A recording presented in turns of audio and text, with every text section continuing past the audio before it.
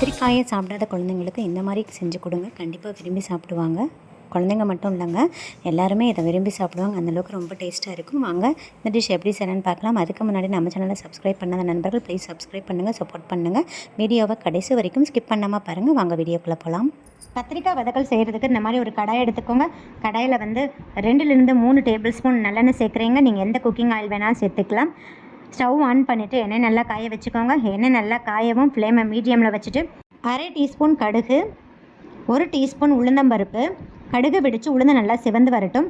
1/2 teaspoon சீரகம் நல்லா பொரியட்டும். இப்போ 5லேருந்து 6 பூண்டு பல்லை நான் 2 கட் பண்ணி சேர்க்குறேங்க. நான் பெரிய பூண்டு பல்லாக இருக்கிறதுனால 6 சேர்த்துருக்கேன். சிறியதாக இருந்தால் 10 சேர்த்துக்கோங்க. நெக்ஸ்ட்டு 2 மீடியம் சைஸ் பெரிய வெங்காயத்தை நல்லா ஃபைனாக சாப் பண்ணியிருக்கேங்க. உங்களால் எந்த அளவுக்கு ஃபைனாக சாப் பண்ண முடியுமோ அந்த அளவுக்கு சாப் பண்ணிக்கோங்க. இப்போ வெங்காயமும் பூண்டும் நல்லா சிவந்து கண்ணாடி பதத்துக்கு வர்ற அளவுக்கு ஃப்ளேமை மீடியமில் வச்சுட்டு ஒரு 2 நிமிஷத்துக்கு நல்லா வதக்கி கொடுத்துருங்க. இது கூடயே 2 கொத்து கருவேப்பிலையை சேர்த்து விட்றீங்க. நல்லா வாஷ் பண்ணிவிட்டு சேர்த்துக்கோங்க. நெக்ஸ்ட்டு இது கூடயே 1 டீஸ்பூன் இஞ்சி பூண்டு பேஸ்ட்டு சேர்க்குறேங்க. இஞ்சி பூண்டு பேஸ்ட்டு சேர்த்துட்டு நல்லா அந்த இஞ்சி பூண்டு பேஸ்ட்டோட பச்சை வாசனை போகிற அளவுக்கு ஒரு 2 நிமிஷத்துக்கு நல்லா வதக்கி கொடுத்துருங்க. இப்போ இஞ்சி பூண்டு விழுதோட பச்சை வாசனைலாம் போயிடுச்சு. இன்றைக்கி நான் 1/4 kg கத்திரிக்காய் எடுத்து ஒரு கத்திரிக்காயை நல்லா 4ஆக கட் பண்ணி வச்சுருக்கேங்க. நீள்வாக்கில் நல்லா ஸ்லைஸாக கட் பண்ணிக்கோங்க. நான் இன்றைக்கி அளவில் சின்ன கத்திரிக்காய் இருக்கிறதுனால 4ஆக கட் பண்ணியிருக்கேன். நீங்கள் கொஞ்சம் பெருசாக இருந்தால் ஒரு கத்திரிக்காயை 8 ஸ்லைஸாக கட் பண்ணிக்கோங்க. கட் பண்ணிவிட்டு சால்ட் வாட்டரில் போட்டு வச்சுருங்க. அப்போ தான் கருப்பாகாமல் இருக்கும். இப்போ தண்ணியெல்லாம் வடிச்சிட்டு நான் அதில் சேர்த்துட்றேங்க. நான் சொல்லியிருக்கிற அளவுகள் எல்லாமே 1/4 kg கத்திரிக்காய்க்கு தாங்க சொல்லியிருக்கேன். நீங்கள் கத்திரிக்காயோட அளவை இன்க்ரீஸ் பண்ணுறச்ச நீங்கள் சேர்க்குற பொருட்களோட அளவுகளையும் இன்க்ரீஸ் பண்ணி சேர்த்துக்கோங்க. இப்போ கத்திரிக்காயை சேர்த்துட்டு ஒரு வதக்கிக்கோங்க. கத்திரிக்காய் வதங்குறதுக்காக 1/2 டீஸ்பூன் சால்ட்டு சேர்க்குறேங்க. சேர்த்துட்டு கம்ப்ளீட்டாக ஃப்ளேமை சிம்மில் வச்சுட்டு ஒரு 2 நிமிஷத்துக்கு அப்படியே மூடி வச்சுருங்க. இந்த மாதிரி எண்ணெயிலேயே வதக்கி செஞ்சால் தான் அந்த கத்திரிக்காயோட பச்சை ஸ்மெல்லாம் போயிட்டு சாப்பிட்றதுக்கு நல்லா டேஸ்ட்டாக இருக்குங்க. ரொம்ப நேரம் வதக்க வேணாம், ஒரு 2 நிமிஷத்துக்கு மூடி வச்சா போதுங்க. இப்போ பாருங்கள் 2 நிமிஷம் ஆயிடுச்சு. நான் ஓப்பன் பண்ணிவிட்டேன். அந்த காயோட பச்சை ஸ்மெல்லாம் போயிடுச்சுங்க. நிறைய நேரம் நம்ம மூடி வச்சு வதக்கக்கூடாதுங்க, ஏன்னா காய் குழஞ்சிரும். காய் குழஞ்சிச்சுன்னா நல்லா இருக்காது. ஸோ அதனால் ஒரு 2 நிமிஷத்துக்கு மட்டும் மூடி வச்சு நம்ம வதக்கிக்கலாங்க. இப்போ 3 மீடியம் சைஸ் பழுத்த தக்காளி எடுத்து நல்லா ஃபைனாக சாப் பண்ணி வச்சுருக்கேங்க. நீங்கள் சிறிய தக்காளியாக எடுத்திங்கன்னா 4 தக்காளி எடுத்துக்கோங்க. நல்லா பழுத்த தக்காளியாக எடுத்துக்கோங்க. உங்களால் எந்த அளவுக்கு ஃபைனாக சாப் பண்ண முடியுமோ அந்த அளவுக்கு ஃபைனாக சாப் பண்ணிவிட்டு சேர்த்துக்கோங்க. இப்போ சேர்த்துட்டு ஒரு வதக்கிக்கோங்க. இது கூடயே 1/2 டீஸ்பூன் மஞ்சள் தூள், 2 டீஸ்பூன் மிளகாய்த்தூள் சேர்க்குறேங்க. உங்கள் காரத்துக்கு தகுந்த மாதிரி நீங்கள் மிளகாய்த்தூள் சேர்த்துக்கோங்க.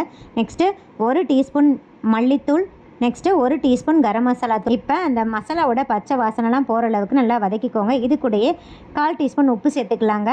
கொஞ்சமாக சேர்த்து நல்லா வதக்கிக்கோங்க. லாஸ்ட்டில் நம்ம செக் பண்ணிவிட்டு சேர்த்துக்கலாம். இப்போ காயை ரொம்ப கிண்டாதீங்க, லைட்டாக வதக்கி கொடுத்துருங்க. அந்த மசாலாவோட பச்சை ஸ்மெல்லாம் போகணுங்க. ஃப்ளேம் சிம்மில் தாங்க இருக்கணும். இப்போ அந்த மசாலா நல்லா வதங்கி எண்ணெய் பிரிஞ்சு வரணும். ஸோ அதனால் ஒரு 1/4 கிளாஸ் தண்ணி ஊற்றிக்கிறேங்க. நிறைய தண்ணி ஊற்ற வேணாம். 1/4 கிளாஸ் தண்ணி ஊற்றி வதக்குனீங்கன்னா அந்த மசாலாவோட பச்சை ஸ்மெல்லாம் போயிட்டு சீக்கிரம் எண்ணெய் பிரிஞ்சு வந்துடுங்க.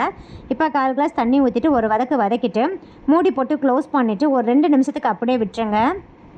தக்காளியோட பச்சை ஸ்மெல்லாம் போகணும்ல, அதனால் ஒரு 2 நிமிஷத்துக்கு மூடி போட்டு அப்படியே விட்டுருங்க. இடையில கிளறி கொடுத்துக்கிட்டே இருங்க.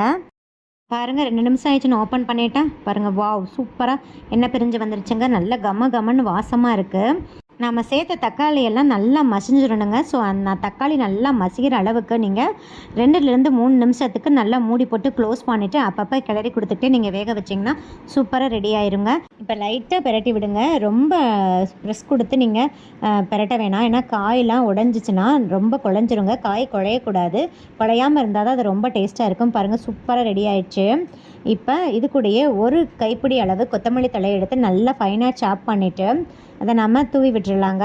இப்போ லைட்டாக ஒரு வதக்கிக்கோங்க. அவ்வளோதாங்க, நம்ம ஸ்டவ் ஆஃப் பண்ணிடலாம். இதை நம்ம அப்படியே சர்விங் பவுலுக்கு ட்ரான்ஸ்ஃபர் பண்ணிடலாங்க. பாருங்கள் ஃப்ரெண்ட்ஸ், ஃபைனலாக நம்மளோட கம்மன் வாசனையோட கத்திரிக்காய் வதக்கல் ரெடி ஆயிடுச்சு. ரொம்ப டேஸ்ட்டாக இருக்குங்க. கண்டிப்பாக ட்ரை பண்ணி பாருங்கள். இதை நீங்கள் இட்லி, தோசை, சப்பாத்திக்குமே எடுத்துக்கலாங்க. ரொம்ப டேஸ்ட்டாக இருக்கும். இந்த கத்திரிக்காய் வதக்கலை நம்ம வெரைட்டி ரைஸுக்குமே சைட் டிஷ்ஷாக எடுத்துக்கலாங்க. தேங்காய் சாதம், புதினா சாதம், கருவேப்பிலை சாதம், இந்த மாதிரி சாதம் செஞ்சிங்கன்னா அதுக்குமே சைட் டிஷ்ஷாக எடுத்துக்கலாம். சாம்பார் சாதம், தயிர் சாதம், அப்புறம் ரசம் சாதத்துக்குமே சைட் டிஷ்ஷாக தொட்டுக்கலாங்க. ரொம்ப ரொம்ப டேஸ்ட்டாக இருக்கும். மெயினாக ஒயிட் ரைஸை உதிரி உதிரியாக வடிச்சிட்டு இதை நம்ம மிக்ஸ் பண்ணி ஒரு லஞ்ச் பாக்ஸாக ப்ரிப்பேர் பண்ணி கொடுத்தோம்னா குழந்தைங்க விரும்பி சாப்பிட்டு வருவாங்கங்க. அந்தளவுக்கு ரொம்ப டேஸ்ட்டாக இருக்கும்.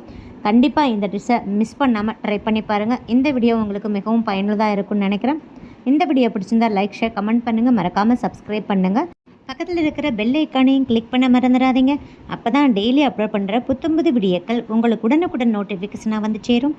சுவையறிந்திட சுவைத்து பாருங்கள். நன்றி, வணக்கம்.